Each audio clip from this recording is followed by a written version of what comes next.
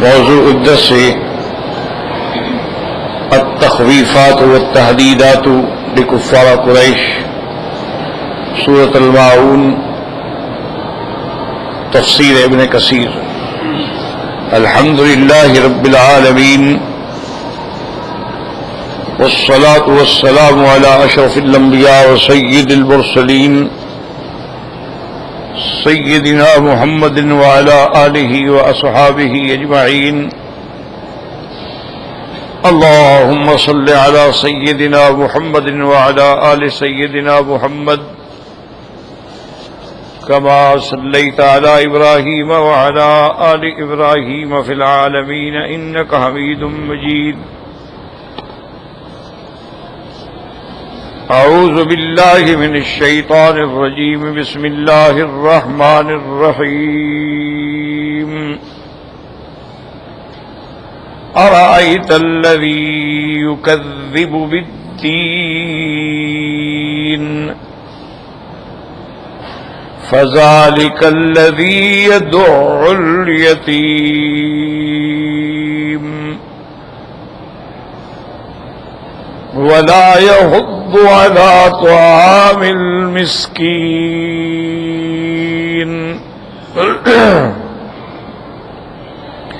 فويل للمصلين الذين هم عن صلاتهم ساهون الذين هم يراءون ويمنعون الماعون۔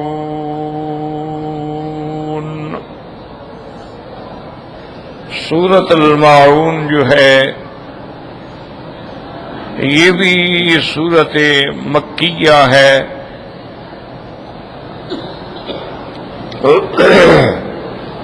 لیکن ایک قول یہ بھی ہے کہ اس کا نصف جو ہے وہ مکی ہے، یعنی قبل الہجرت نازل ہوئی ہے، اور آخری نصف جو ہے وہ مدنی ہے، وہ بعد الہجرت نازل ہوا ہے۔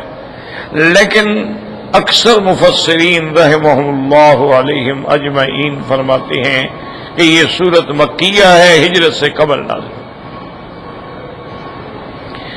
اب سابقہ سورتوں میں جو ہم نے الحمدللہ سورت قریش پڑھی، سورت فیل پڑھی ہے، اس میں اللہ نے اپنے انعامات کا ذکر فرمایا تھا جو قریش پہ ہیں، کہ اللہ نے ان کے دشمن کو، ابرہہ کو اور اس کے ہاتھیوں کو کیسے ہلاک و برباد کیا، جس سے قریش کی عزت و عظمت جو تھی وہ سارے جزیرہ عرب میں جم گئی، اور اللہ تبارک و تعالی نے ان پہ کتنا بڑا انعام کیا کہ ان کو اپنے حرم کا مجاور بنا دیا، ان کو اللہ نے کعبۃ اللہ کی حجابہ بھی، سقایا بھی، اور تمام خدمات جو ہیں اللہ نے ان کو متولی بنایا، اور اسی کے ساتھ اللہ تبارک و تعالی نے ان کو حرم کے اندر بھی امن نصیب فرمایا اور حرم کے باہر بھی امن نصیب فرمایا، حرم کو بھی امن والا بنا دیا، اور قریش کے قافلے جو یمن جاتے تھے اور شام جاتے تھے ان کو بھی محفوظ کر دیا کہ تمام قبائل جو تھے وہ قریش کے قبیلے کو اور قریش کے قافلے کو نہیں چھیڑتے تھے۔ اللہ تبارک و تعالی نے ان پر اپنے انعامات کا ذکر کیا، اور اس کے بعد اللہ نے ان کو یہ حکم دیا کہ اب ان انعامات کا شکر یہ ہے کہ تم اللہ کی توحید اختیار کرو اور خالص اللہ کی عبادت کرو، اس میں کسی کو شریک نہ کرو۔ یہ جو اوثان اور اصنام اور انداد اور تم نے بنا رکھے ہیں شرکاء اور آلیہ، یہ سب جھوٹ ہے، باطل ہے، جس کی کوئی حقیقت نہیں۔ عبادت خالص اللہ کی کرو۔ فَلْيَعْبُدُوا رَبَّ هَذَا الْبَيْتِ، چونکہ تم اپنے آنکھوں سے دیکھ چکے ہو کہ اللہ تبارک و تعالی نے تمہیں کتنے بڑے دشمن سے، کتنی بڑی طاقت سے، کتنے بڑے ہاتھیوں کے لشکر سے اللہ نے تمہاری حفاظت کی تو اس بیت کے رب نے حفاظت کی، تمہارے بتوں نے تو کچھ بھی نہیں کیا نا۔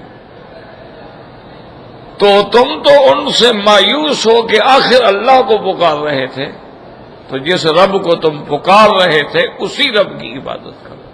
تو اللہ تبارک و تعالیٰ نے، چونکہ جب آدمی کوئی ایک بہت بڑا واقعہ دیکھتا ہے نا تو اس پر اثر ہوتا ہے کہ بھئی اب تو تم خدا کو مان لو نا، اتنا بڑا واقعہ تو دیکھ چکے ہو۔ لیکن جب دلوں پہ زنگ لگ جاتی ہے نا جی، تو کتنے معجزات کیوں نہ دیکھے جائیں، آدمی جو ہے وہ ایمان نہیں لے آتا۔ جیسے کہ روایات اسرائیلیہ میں آتا ہے کہ حضرت عیسیٰ علیہ السلام اپنے ایک خادم کے ساتھ، ایک ساتھی کے ساتھ سفر میں تھے۔ ایک جگہ انہوں نے قیام فرمایا تو اس بستی والوں نے حضرت عیسیٰ علیہ السلام کی خدمت میں 3 روٹیاں پیش کی۔ حضرت نے تناول فرمایا، ایک روٹی حضرت نے کھائی، ایک روٹی ساتھی نے کھائی۔ حضرت فرمایا ٹھیک ہے، چلو ایک روٹی اگر بچ گئی ہے اس کو رکھ لو، کل صبح انشاءاللہ پھر اس سے فائدہ اٹھائیں گے۔ تو اس نے ساتھی نے بھی کہا کہ ٹھیک ہے، تو اس نے روٹی لپیٹ کے رکھ دی۔ صبح کو جب ناشتے کا وقت آیا تو حضرت عیسیٰ علیہ السلام نے فرمایا کہ بھائی وہ روٹی لے آؤ، جو کچھ اللہ نے دیا ہے تھوڑا تھوڑا کھا لیں گے۔ اس نے کہا جی پتہ نہیں روٹی تو کوئی کھا گیا، حالانکہ روٹی وہ خود کھا گیا، روٹی اس نے خود کھا لی، لیکن اس نے کہا جی پتہ نہیں، اپنے ابھی رات کون آیا ہے ادھر اور کس آدمی کو پتا تھا کہ ہم نے روٹی رکھی ہوئی ہے؟ انہوں نے کہا جی بہرحال میں نے تو نہیں کھائی، پتہ نہیں۔ حضرت عیسیٰ علیہ السلام نے فرمایا کہ اچھا چلو کوئی بات نہیں، چلو آگے سفر پہ چلو۔ اللہ کی شان یہ ہے کہ آگے جب گئے تو دریا تھا، اور اتفاق کی بات یہ ہے کہ دریا پر اس وقت کوئی کشتی بھی موجود نہیں تھی، ورنہ وہ جگہ تھی وہاں کشتیاں ہوتی تھی جو آدمیوں کو دوسرے کنارے پہ لے جاتی تھی، لیکن اس دن کشتیاں بھی کوئی نہیں۔ تو ساتھی نے عرض کیا کہ حضرت بڑی پریشانی کی بات ہے کہ ہم نے دریا بھی عبور کرنا ہے اور کشتی بھی کوئی جان ہو رہا ہے، کوئی بات نہیں، اللہ پاک قادر ہے، اللہ ہر چیز پہ قادر ہے۔ تو آپ نے اپنے ساتھی کا ہاتھ پکڑا اور دریا کے پانی پہ چلتے ہوئے باہر تشریف لے گئے، جیسے خشکی پہ چل رہے ہو، حتیٰ کہ یعنی پانی میں پاؤں بھی نہیں بھیگے۔ جب اتنا بڑا معجزہ اس نے دیکھ لیا تو اب حضرت عیسیٰ علیہ السلام نے فرمایا اللہ کے بندے میں تمہارے خلاف کوئی کارروائی تو نہیں کروں گا نا، یہ تو بتا دو سچ کے وہ روٹی کدھر گئی؟ انہوں نے کہا جی میں نے نہیں کھائی۔ یعنی اتنا بڑا معجزہ دیکھنے کے بعد بھی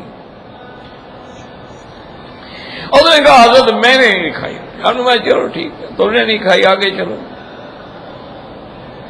حضرت عیسیٰ علیہ السلام تشریف لے گئے اور ایک جنگل سے گزرے تو اس جنگل میں بے انتہا درخت بھی تھے اور زمین جو ہے اس پر کچھ پہاڑوں کے گزشتہ اثرات بھی تھے، کچھ پتھر بھی تھے چھوٹے چھوٹے۔ حضرت نے فرمایا کہ اچھا ان پتھروں کو اکٹھا کرو۔ اس نے تھوڑے سے پتھر اکٹھے کیے، حضرت عیسیٰ علیہ السلام نے دعا کی تو سارا پتھر جو تھے سونا بن گیا۔ آپ نے فرمایا بھائی ایسا کرو کہ اس کو 3 حصوں میں تقسیم کرو۔ اس نے 3 حصے بنائے اور میں دیکھو ایک روٹی تم نے کھائی، ایک میں نے، ایک ایک حصہ ہم لیں گے اور ایک حصہ چھوڑ دو، جس نے تیسری روٹی کھائی ہوگی وہ آگے لے گا۔ انہوں نے کہا حضرت جھوٹ بولا تھا میں نے، روٹی تیسری میں نے کھائی تھی، لہذا مجھے تو آپ 2 حصے دے دیں اور ایک حصہ آپ لے لیں۔ اور میں کہ تم 3 حصے لے لو، مجھے اس دنیا کی ضرورت نہیں ہے اور نہ مجھے اس کی حاجت ہے، جو اللہ میرے دعا سے پتھروں کو سونا بنا سکتے ہیں تو وہ پھر میرے رزق کا بھی انتظام فرما سکتے ہیں. یہ سارا سونا تم لے جاؤ،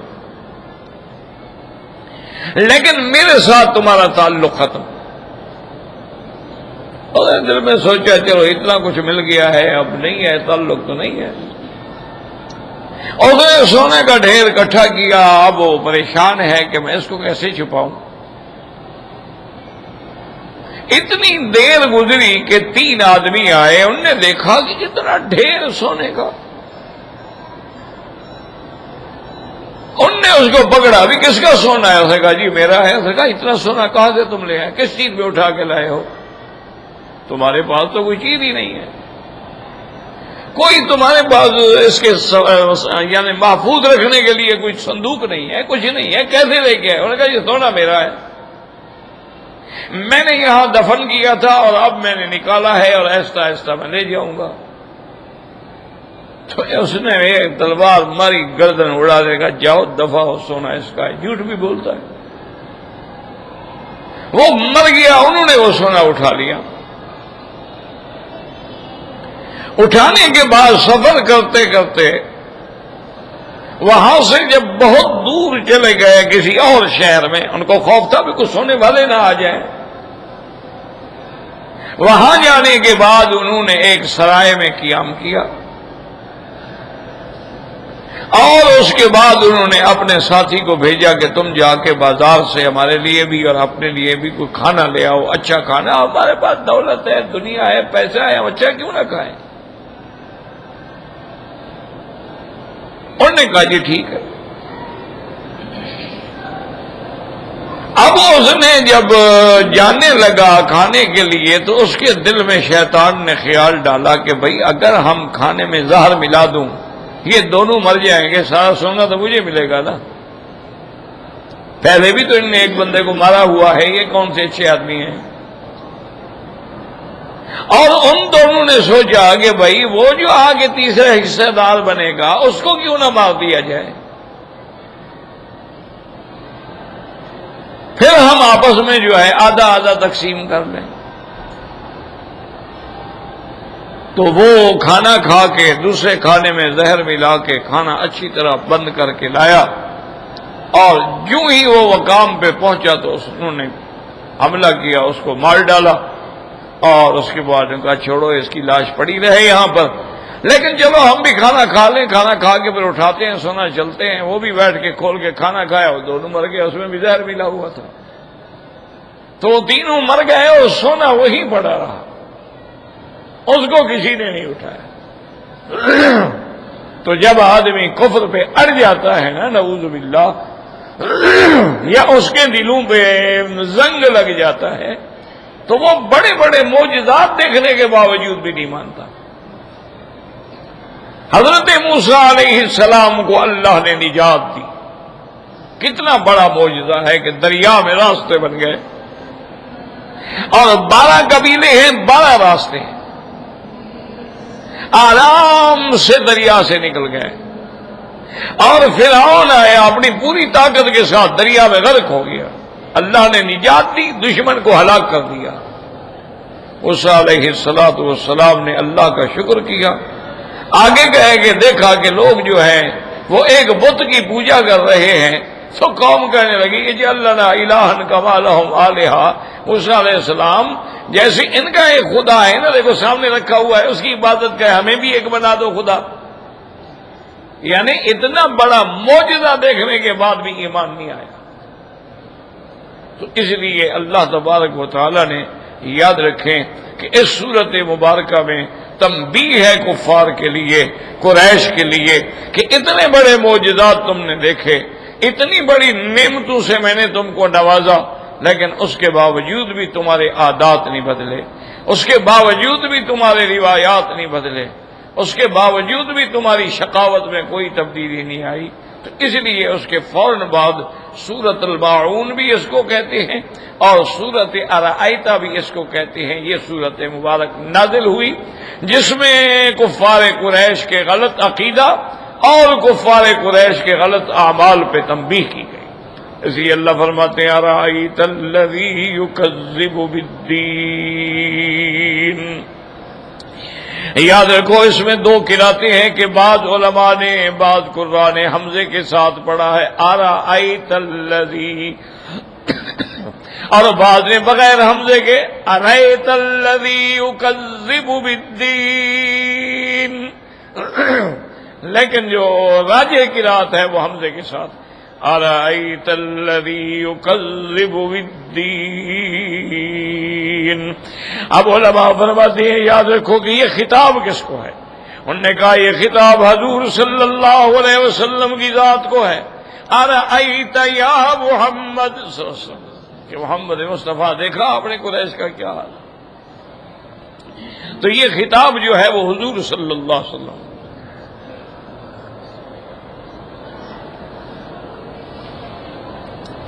اس لیے علماء نے فرمایا کہ خطاب ارأیت کیا دیکھا ہے تم نے کیا حال ہے ایسا. ارأیت یا محمد صلی اللہ علیہ وسلم. اور بعض علماء فرماتے ہیں کہ اس کا خطاب جو ہے خطاب عام ہے، یعنی ہر عقل والا، ہر علم والا، ہر سمجھنے والے کو خطاب ہے کہ مخاطب ارأیت الذی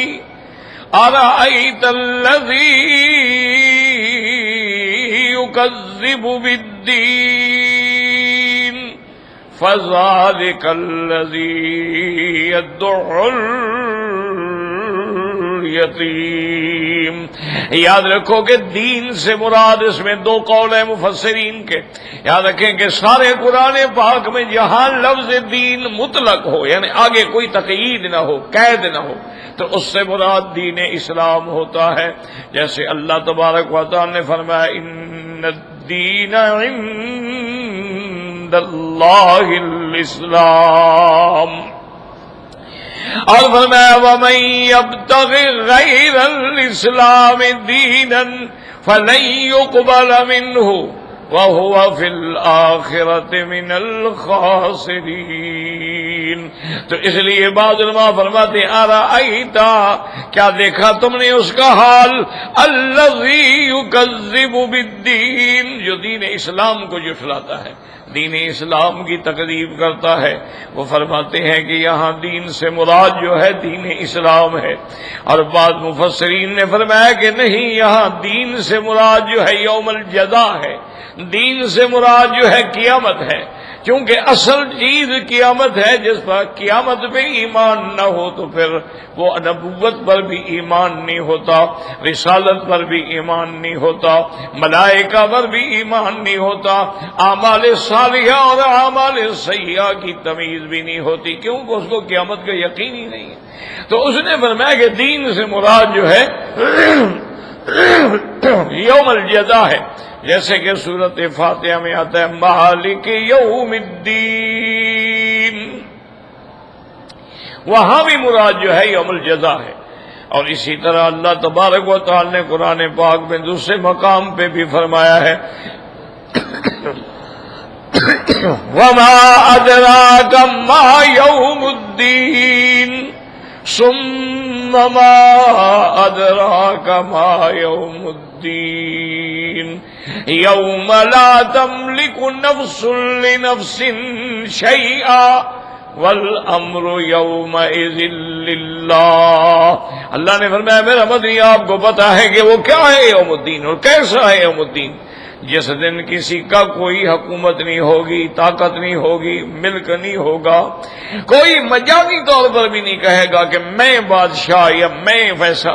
لمن الملک اليوم، اب خود جواب دیں گے للہ الواحد القہار. اور وہ دن کیسا ہوگا الیوم تجزا کل نفس بما کسبت لا ظلم اليوم ان اللہ سریع الحساب. اور ایک بات یاد رکھیں کہ اللہ نے سب سے اہم مسئلہ جو ہے نا وہ معاد اور قیامت ہے. جس کے دل میں قیامت پر ایمان ہے، موت کا ایمان ہے، عذاب قبر ثواب قبر کا ایمان ہے، وہ گناہوں سے بچے گا.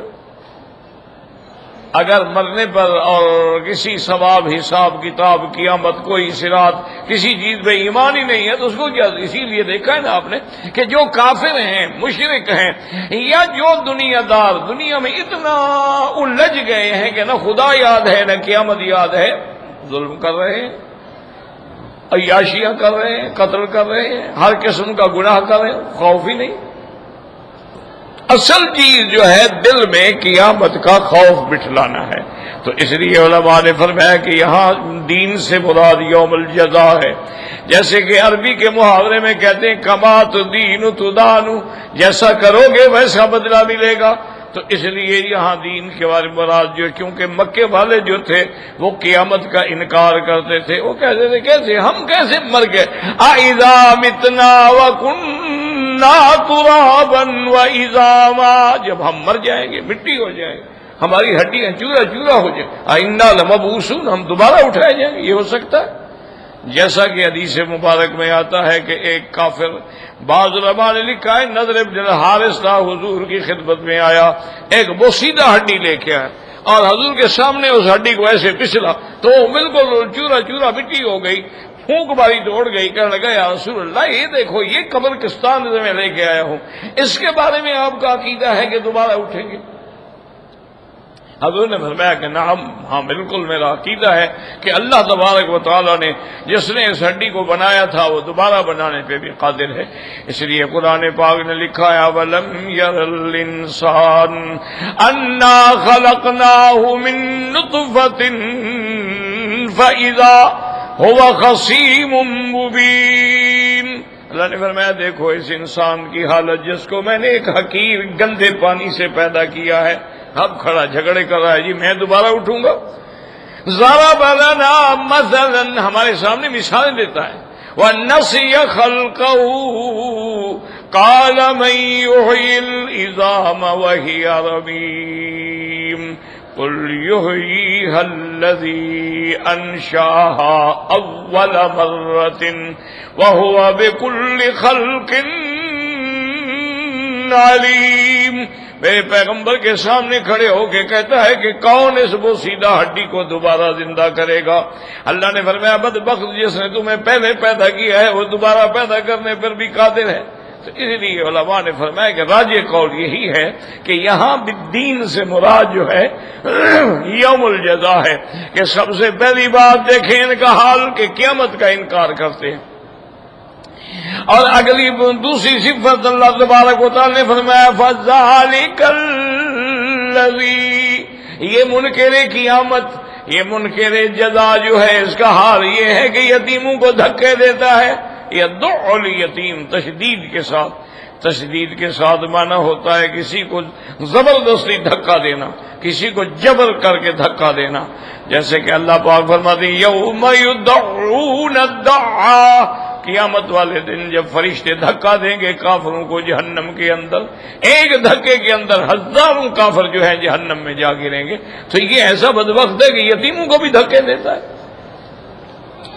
اب یاد رکھیں کہ یہاں پر مفسرین کرام نے لکھا ہے کہ یہ کسی خاص آدمی کے بارے میں آیت نازل ہوئی ہے یا عام ہے؟ تو بعض علماء کہتے ہیں کہ یہ آیت جو ہے خاص ہے کہ ابی سفیان جو تھا نا کفر کے زمانے میں، تو بعد میں تو مسلمان ہو گئے الحمدللہ اسلام لے، تو ہر ہفتے میں اس کے 2 اونٹ ذبح ہوتے تھے، یعنی گھر میں اپنے گوشت کے لیے، ہر ہفتے میں کان ینہر جزورین، ہمیشہ وہ 2 اونٹ ذبح کرتا تھا، کیونکہ عرب لوگوں کو اونٹ کے گوشت سے بڑی محبت ہے اور بڑے شوق سے استعمال کرتے ہیں۔ لیکن اس کا عالم یہ تھا کہ ایک دن جو ہے وہ گوشت ذبح کر کے کھڑا تھا کہ ایک یتیم لڑکا آیا، اس نے کہا کہ ابو سفیان کچھ تھوڑا سا ہمیں بھی گوشت دے دو، ہم گھر پکا لیں گے۔ تو اس نے اتنے زور سے دھکا دیا کہ وہ بیچارہ گر گیا۔ تو بعض علماء فرماتے ہیں کہ اس پر یہ آیات نازل ہوئی، اور بعض علماء نے فرمایا ہے کہ یہ واقعہ جو ہے ولید ابن المغیرہ کا بھی ہے کہ بڑا آدمی تھا، بڑا مال تھا، بڑی دولت تھی، لیکن کوئی یتیم آگے مانگتا تو فوراً اس کو لکڑی لے کے مارتا اور بھگا دے. اور بعض علماء نے ایک عجیب واقعہ لکھا ہے. انہوں نے کہا کہ ایک دن ابی جہل لعنہ اللہ تعالی جو ہے وہ کھڑا تھا اور ایک یتیم تھا جو اس کی کفالت میں تھا. یعنی یتیم جو ہے وہ بھی ابی جہل کی کفالت میں تھا. وہ آیا تو کپڑے اس کے پھٹے ہوئے اور پرانے کپڑے گویا کہ عریاں حالت میں, اور آ کے ابی جہل سے کہا کہ بھی کچھ میرا جو مال تمہارے پاس ہے اس میں سے تو کچھ مجھے دے دو کہ میں کپڑے بنوا لوں. تو ابی جہل بدبخت نے غصے سے اس کو اتنا زور سے دھکا دیا کہ وہ دور جا گرا. اور کفار قریش بھی دیکھ رہے تھے. وہ لڑکا روتا ہوا جا رہا تھا کہ دو چار قریشیوں نے اس کو بولا لگا ادھر آؤ, ایسا کرو کہ تم جاؤ حضور محمد مصطفیٰ کے پاس اور ان سے سفارش کراؤ. مانا یہ تھا نعوذ باللہ وہ استہزاء کر رہے تھے. یہ کوئی یعنی ان کو حضور سے عقیدت نہیں تھی. مانا یہ تھا کہ وہ نعوذ باللہ استہزاء کر رہے تھے کہ چونکہ جب حضور کہیں گے ابو جہل اور بگڑے گا, کیونکہ ابو جہل تو دشمن ہے. انہوں نے کہا کہ تم جاؤ اور حضور پاک کو سفارش کرواؤ. وہ لڑکا تھا بیچارہ بچہ تھا, وہ حضور کے پاس پہنچا.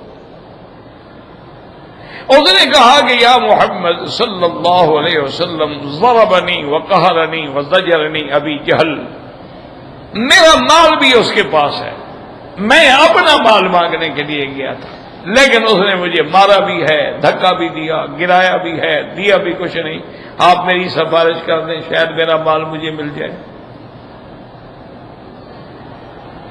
حضور نے فرمایا چلو, اللہ کے نبی تو پھر رحمت دو عالم ہے نا جی, وہ تو اپنے دروازے سے سائل کو کبھی انکار کرتے ہی نہیں. جو بھی دروازے پہ آ گیا اور رحمت سے جھولیاں بھر گیا. حضور نے فرمایا چلو ابھی جہل کے پاس. ابھی جہل نے دیکھا کہ بچہ بھی آ رہا ہے, حضور بھی آ رہے ہیں, تو یکدم کھڑا ہوا اور حضور کا بڑا استقبال کیا اور بڑا احترام کیا اور حضور کو بٹھایا. اور حضور نے فرمایا اس یتیم کا مال تو نہیں. انہوں نے کہا حضرت میں اس کا مال سارا ہی آج اس کو واپس کر دیتا ہوں. سارا مال بھی دے دیا اور بڑی تکریم اکرام سے حضور پاک کا احترام کیا. حضور پاک اٹھ کے چلے آئے تو سارے سردار حیران ہو گئے کہ بھی ابو جہل کو کیا ہو گیا ہے, اور اس کے پاس گئے کہ ابی جہل تم نے کیسے حضور محمد مصطفیٰ کی تکریم کیسے کی. اس نے کہا بات یہ ہے کہ جب حضور صلی اللہ علیہ وسلم میری طرف آ رہے تھے تو آپ کے دائیں بائیں جو ہے نا میں نے دیکھا کہ دو مسلح آدمی ہیں جن کے ہاتھ میں سلاح ہیں, اور مجھے بالکل یقین ہو گیا کہ اگر میں نے حضور کی شان میں گستاخی کی تو یہ مجھے یہی ٹکڑے ٹکڑے کر دیں. تو میں ڈر کے مارے میں نے تقریب کی ہے, میں نے کوئی دل سے تقریب نہیں کی. تو اللہ تبارک و تعالی بعض علماء نے فرمایا کہ یہ آیت جو ہے اسی بارے میں نازل ہوئی. جیسا کہ حضور صلی اللہ علیہ وسلم حرم شریف میں نماز پڑھ رہے تھے اور یہ بدبخت ابی جہل لعنہ اللہ تعالی یہ جو گزرا اور کہنے لگا کہ میں نے آپ کو کئی دفعہ منع کیا ہے کہ لا تصلی واللہ لا تعنعنک یا محمد, نعوذ باللہ. کہنے لگا میں نے آپ کو منع کیا ہے کہ حرم میں نماز نہ پڑھو, اگر تم نے پھر اسی جگہ نماز پڑھی تو میں تمہاری گردن پہ نعوذ باللہ کو چل دوں گا. آپ جانتے ہیں کہ میری طاقت کتنی ہے اور میرے پاس کتنی قوت ہے. حضور صلی اللہ علیہ وسلم نے سنا اور کوئی جواب نہیں دیا, تشریف لے آئے. لیکن دوسرے دن اسی وقت میں اسی مقام میں جا کے حضور صلی اللہ علیہ وسلم نے نماز شروع کر.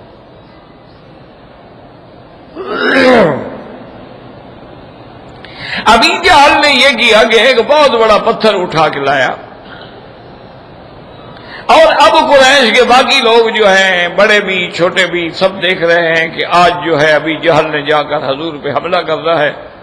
ایک بڑا پتھر اٹھا کے آیا کہ میں جا کے جب آپ سجدے میں ہوں گے تو نعوذ باللہ اسی حالت پہ آپ پہ پتھر ماروں گا.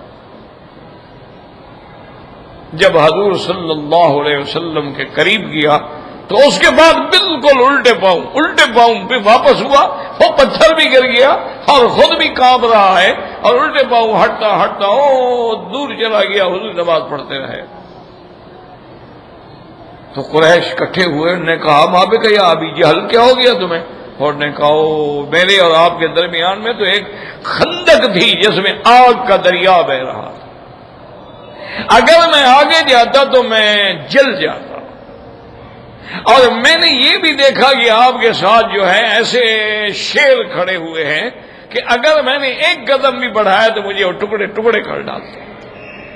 تو اللہ تبارک و تعالیٰ نے اپنے نبی کی حفاظت فرمائی، لیکن یہ لوگ اتنے معجزات دیکھنے کے باوجود بھی اللہ تعالیٰ کے دین کا بھی انکار کرتے ہیں، انبیاء کا بھی انکار کرتے ہیں، اور قیامت کا بھی انکار کرتے ہیں۔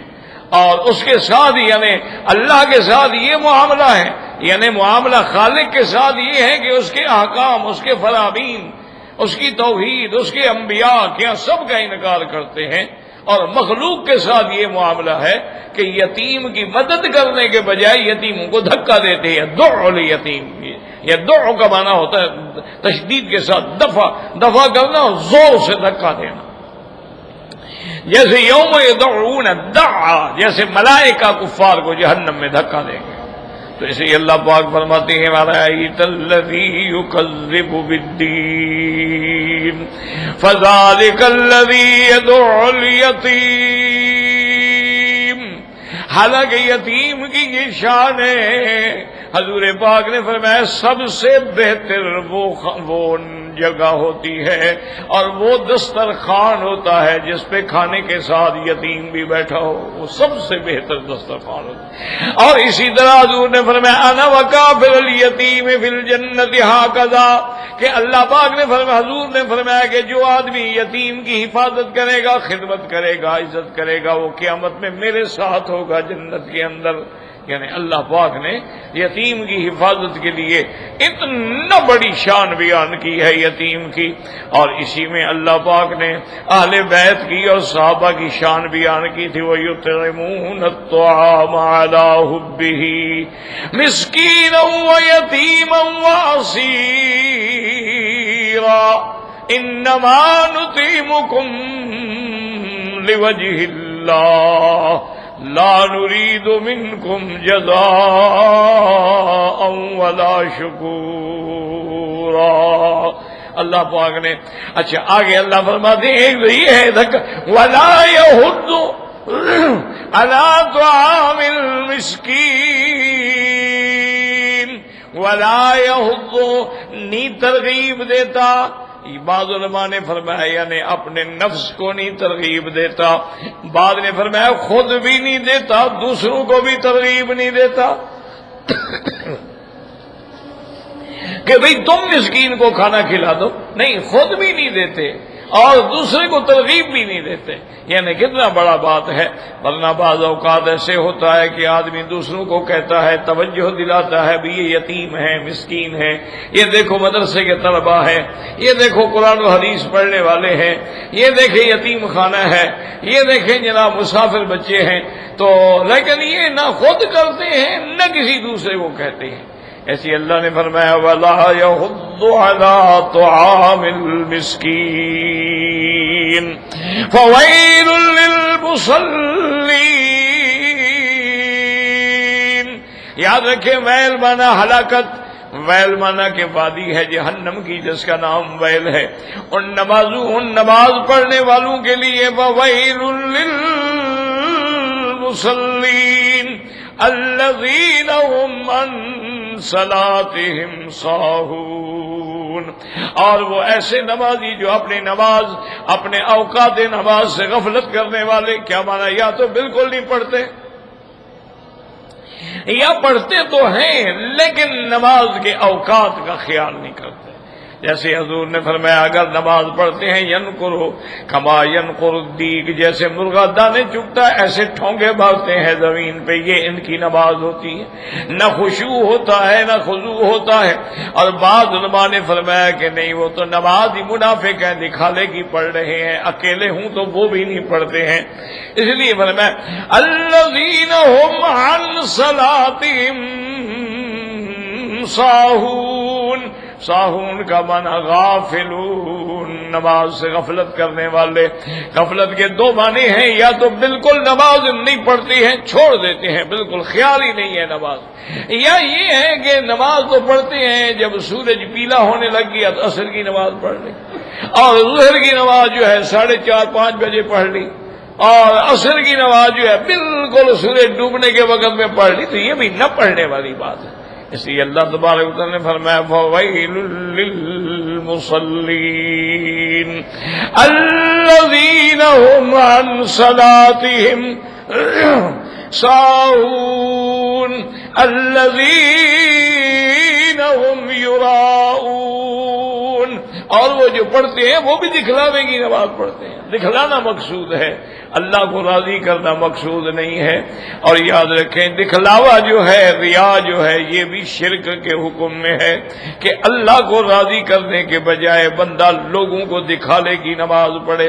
آج کل بھی ایسے ہوتا ہے نا، جیسے جھوٹے پیر ہوتے ہیں اور جھوٹے لوگ ہوتے ہیں، تو وہ جھوٹے واعظ ہوتے ہیں، وہ لوگوں کے سامنے بڑی لمبی لمبی نمازیں پڑھیں گے، لیکن اگر اپنے گھر میں بیٹھے ہوں تو نماز پڑھتے ہی نہیں ہیں۔ اسی اللہ نے فرمایا وَالَّذِينَ هُمْ يُرَاءُونَ وَيَمْنَعُونَ الْمَاعُونَ، اور یہ روکتے ہیں چھوٹی چھوٹی چیزوں کو، حقیر چیزوں کو۔ کیا مانا؟ جیسے کہ حضور پاک نے فرمایا کہ الملح والنار والماء، نمک ہے، پانی ہے، آگ ہے، یہ مشترک چیز ہے، کوئی مانگے تو دے دو، تھوڑا سا نمک چاہتا ہے نمک دے دو، پانی چاہتا ہے پانی دے دو، تھوڑی سی آگ لینا چاہتا ہے تاکہ آگ جلا کے اپنے گھر میں روٹی پکا لے، اس کو دے دی۔ یہ چیزیں ایسی ہیں جن کو روکا نہیں جاتا۔ اور بعض علماء نے فرمایا کہ اسی کے اندر آتا ہے کہ کوئی آدمی آ کے برتن مانگتا ہے، دیگچی مانگتا ہے، کوئی آدمی آ کے لکڑی کاٹنے کے لیے فاس مانگتا ہے، کوئی آدمی آ کے ڈول مانگتا ہے، کوئی آدمی آ کے رسی مانگتا ہے۔ تو یہ چھوٹی چھوٹی چیزیں ہیں کہ عادتاً بھی لوگ ایک دوسرے سے مانگتے بھی ہیں، ایک دوسرے کو دیتے بھی ہیں، اور یہ کوئی بڑی چیز نہیں ہوتی، ان کا مانگنا عیب بھی نہیں ہوتا، بلکہ بعض اوقات بڑا اچھا گھر ہوتا ہے لیکن گھر میں رسی نہیں ہے تو وہ ہمسائے سے مانگ لیتے ہیں، کوئی ایسی بڑی بات نہیں۔ اچھا بعض اوقات گھر ہے، سب کچھ ہے، اس کے بعد آگ جلانے کا ذریعہ نہیں ہے، تو وہ کہتے یار ساتھ والے ہمسائے سے جا کے تھوڑی سی ایک لکڑی لے آؤ تاکہ ہم بھی اپنی آگ جلائیں۔ لیکن یہ ایسے لوگ ہیں یہ چھوٹی چھوٹی چیزوں سے بھی منع کرتے ہیں، وہ بھی دینے کے لیے تیار نہیں۔ تو جو آدمی رسی دینے کے لیے تیار نہ ہو وہ زکوٰۃ کہاں سے دے گا، وہ صدقات کہاں سے دے گا، وہ خیرات کہاں سے دے گا؟ تو اللہ تبارک و تعالی نے ان کی یہ ساری افعال سیئہ اور قبیحہ جو ہیں ان کا ذکر فرمایا ہے۔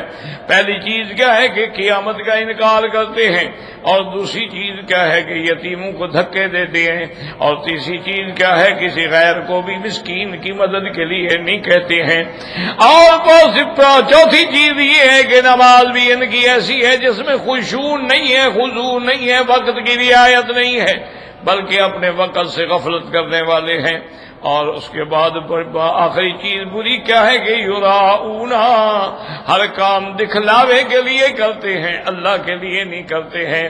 اور اس کے بعد سب سے بڑی بھڑی عادت یہ ہے کہ معمولی چیزیں جو بالکل حقیر چیزیں ہیں، جو ایک غریب سے غریب آدمی بھی دوسرے کو دے دیتا ہے، یہ وہ بھی دینے کے لیے تیار نہیں ہے۔ اس لیے اللہ تبارک و تعالی نے یہ سورت مبارک نازل فرمائی، اور اس کے اندر تنبیہات بھی ہیں، تحدیدات بھی ہیں، تخویفات بھی ہیں، اور اس میں ہمارے لیے ہدایات بھی ہیں کہ ہم ایسی چیزوں سے بچیں جس کی وجہ سے نعوذ باللہ جہنم کا سامنا نہ کرنا پڑے۔ واللہ اعلم۔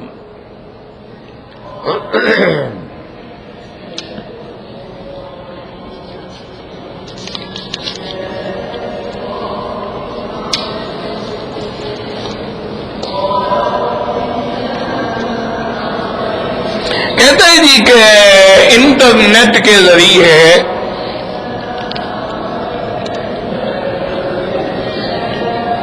بے حیائی کا مواد اور عریانی فحاشی بے حیائی بہت زیادہ پھیل رہی ہے.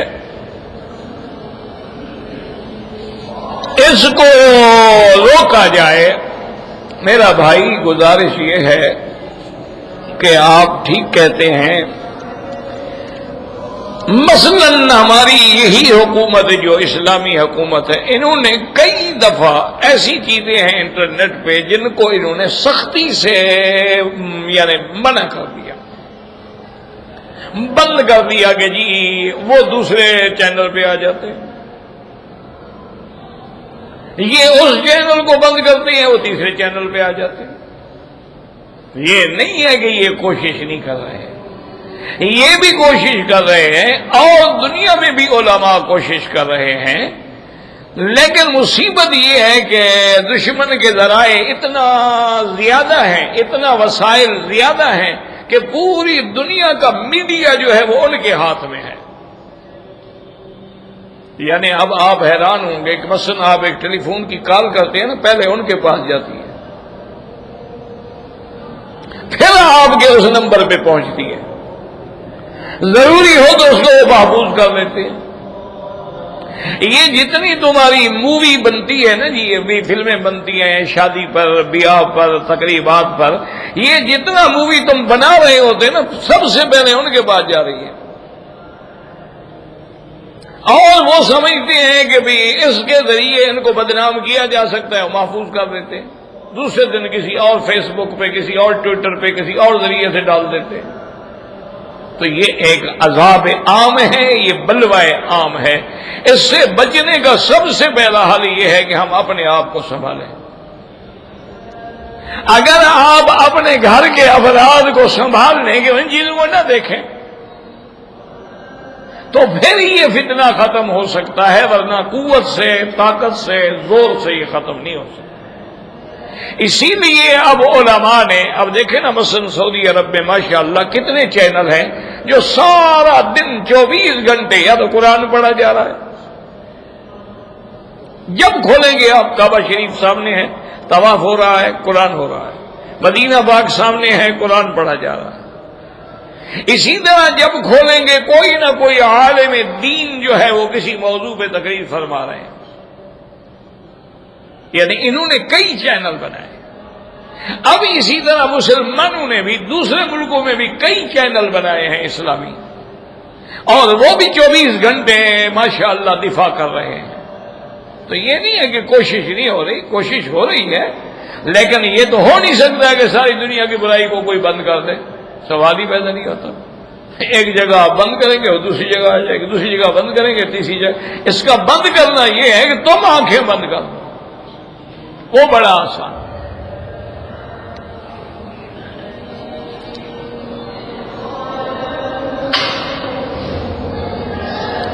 اگر طواف کے دوران چوٹ لگ جائے یا زخم آ جائے کوئی بات نہیں، کوئی جرمانہ نہیں. زخم بھی تم کو لگا ہے، شریعت جرمانہ بھی تم کو کرے گی. اللہ کے بندے بالکل کوئی جرمانہ نہیں، کوئی اونٹ شونٹ کی قربانی نہیں. ایسے لوگ پتہ نہیں کہاں سے مسئلے گھڑ لیتے ہیں. زخم اس کو ہو گیا، اس کو کہتے ہیں اونٹ بھی تم ذبح کرے. انا للہ و انا الیہ راجعون. اور تم بھی ایسے جاہلوں سے مسئلے کیوں پوچھتے ہو؟ جس سے مسئلہ پوچھ رہے ہو پہلے یہ تو دیکھو وہ عالم ہے.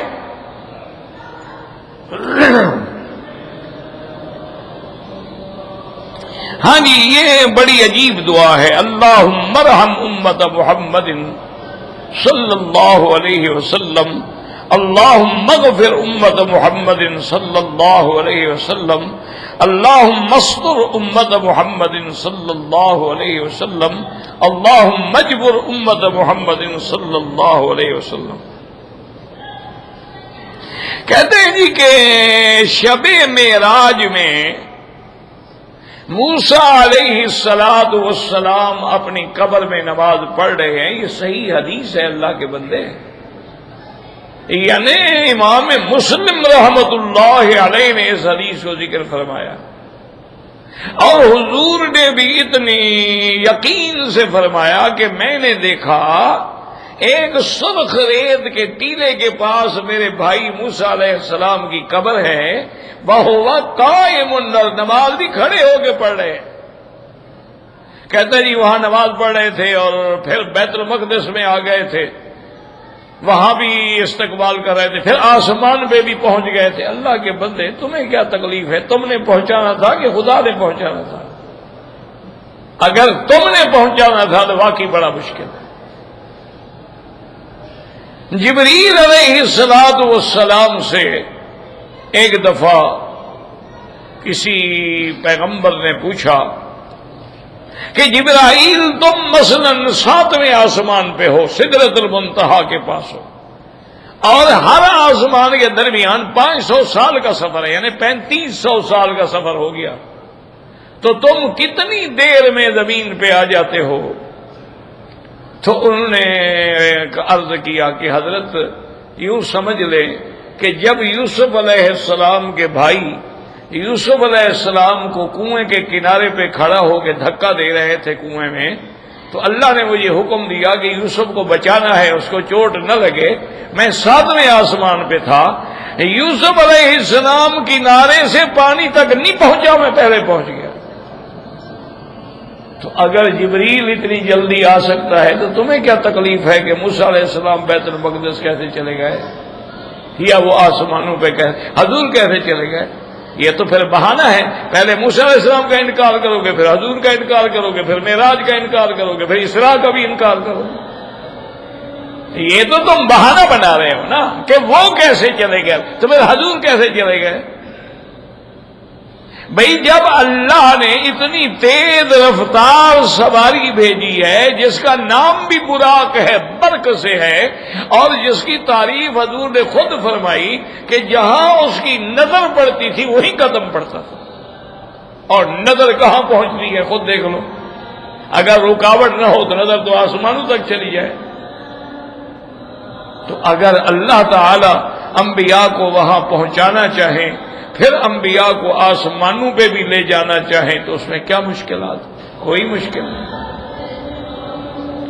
بعض علماء فرماتے ہیں کہ وہ عالم مثال ہے، جیسے عالم ارواح ہے، عالم مثال ہے، عالم دنیا ہے، عالم برزخ ہے، اور عالم آخرت ہے۔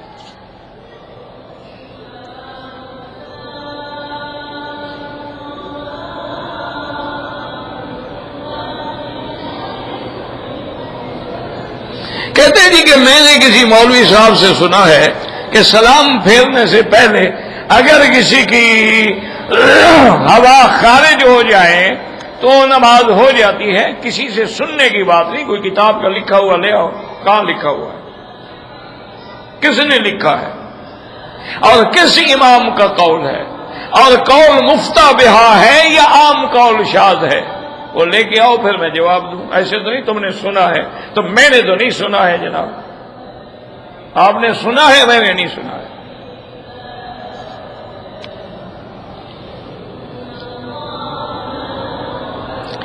چاروں طرف دنیا میں مسلمان کیوں پریشان ہیں؟ اللہ کی مدد کب آئے گی؟ جب اللہ چاہیں گے، اور اللہ کا وعدہ ہے کان حقا علینا نصر المؤمنین، مومنوں کی مدد کریں گے ہم، تو مومن بن جاؤ۔ انتم الاعلون ان کنتم مؤمنین، جب تک مومن نہیں بنو گے مدد نہیں آئے گی۔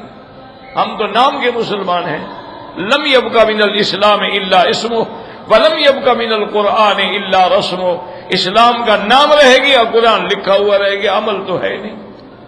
اگر دیکھو نا جی 18 کروڑ آدمی میں اگر 1 کروڑ صرف نماز پڑھتا ہو تو کیا کہو گے؟ مسلمان ہیں ہم؟ ٹھنڈے دل سے غور کر۔ اچھا اپنے اپنے شہر میں، اپنی بستی میں، اپنے محلے پہ نظر ڈالو کہ ایک محلے میں 2000 آدمی رہتا ہے، مسجد میں تو 100 آدمی بھی نہیں آتا، تو باقی 1900 کہاں ہیں؟ تو اکثریت کا فیصلہ ہو۔ جب ہم نے خدا کو چھوڑ دیا، اللہ نے بھی ہمیں چھوڑ دیا، اللہ کو کیا ضرورت ہے؟ ہم واپس آ جائیں، اللہ کی رحمت بھی واپس آ جائے گی۔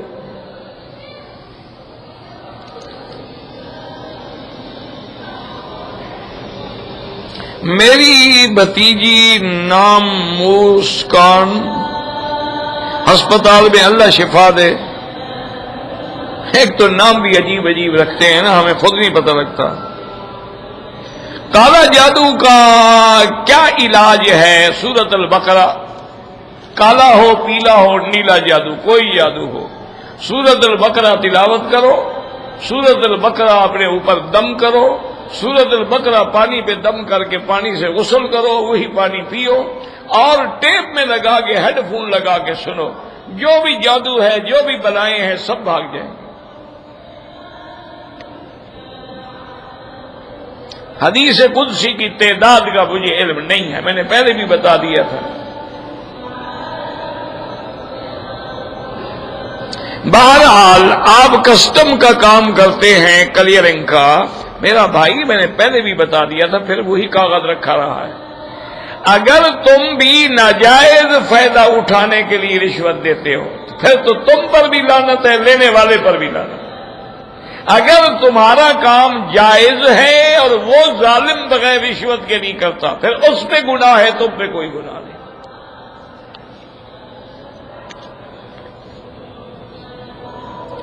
نقلی دانت لگانا جائز ہے، ضرورت ہے لگا سکتے، کوئی بات، بلکہ دانتوں میں تو اتنی رعایت ہے کہ سونے کے دانت بھی لگوا سکتے ہیں آپ، کیونکہ باقی جو دھاتیں ہیں نا ان میں بدبو پیدا ہو جاتی ہے۔ خدا کی قدرت ہے، خالص سونا ہو اس میں بدبو نہیں ہوتی۔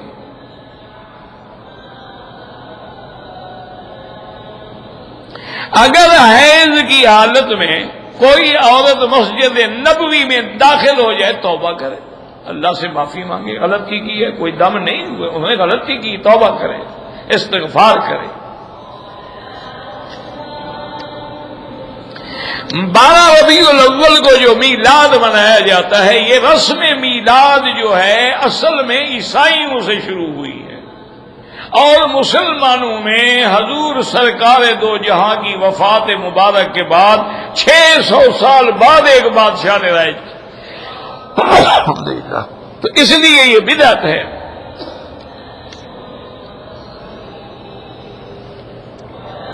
بھئی میرا تعارف یہ ہے کہ نام میرا محمد مکی ہے، میرے والد صاحب کا نام حضرت مولانا خیر محمد صاحب تھا، اور وہ بھی یہیں مکہ مکرمہ میں ہجرت فرما کے آئے اور یہیں فوت ہوئے۔ اس کے علاوہ باقی تعارف کا کیا ہے، یہ نام پوچھنا ہوتا ہے کیا؟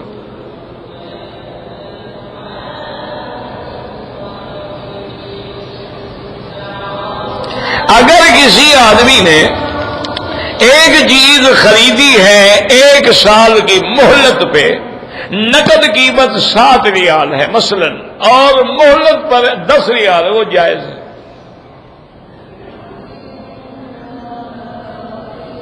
یہ دیکھا نہیں جیسے تقسیط پہ گاڑیاں لیتے ہیں، اور جیسے ہمارے ہاں سارا کاروباری تقسیط پہ ہوتا ہے کہ اگر نقد پہ آپ کھاد لیں گے مثال کے طور پر تو 1000 کی ہے، اور ادھار پہ لیں گے تو 1200 کی ہے۔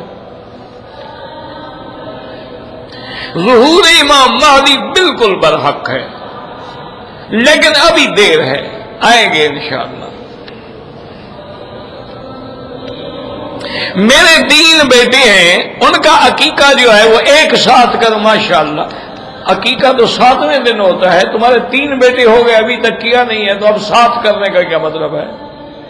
ہر بچے کے پیدائش کے بعد 7ویں دن عقیقہ ہے، زیادہ سے زیادہ 14ویں دن، تو 3 بچے ہو گئے ابھی تک تو تم نے کیا نہیں، اب کٹھے کرو گے کیا فائدہ ہے؟ اب تو وقت ہی چلا گیا، کوئی ضروری نہیں کرنا۔